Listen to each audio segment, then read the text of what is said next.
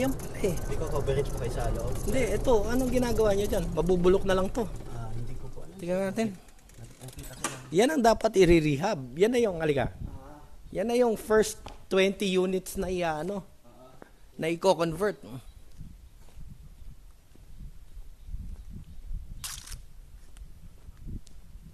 So ito siguro yung mga di gasolina na hindi na. Gasolina na po yan, sir. Ha? Yan po yata yung mga di-gasolina. Oh, na hindi na Oo.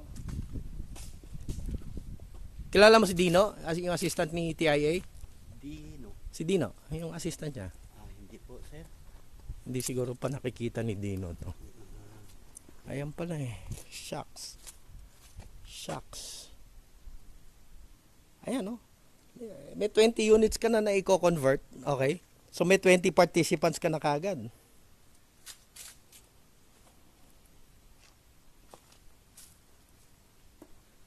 Lagyan natin. 1, 2, 3, 4, 5, 6, 7, 8, 9, 10, 11, 12, 13, 14, 15, 16, 17, 18, 19, 20, 21, 22, 23, 24, 25. Kuna mo ako na sa harap ng 25 units. Opo.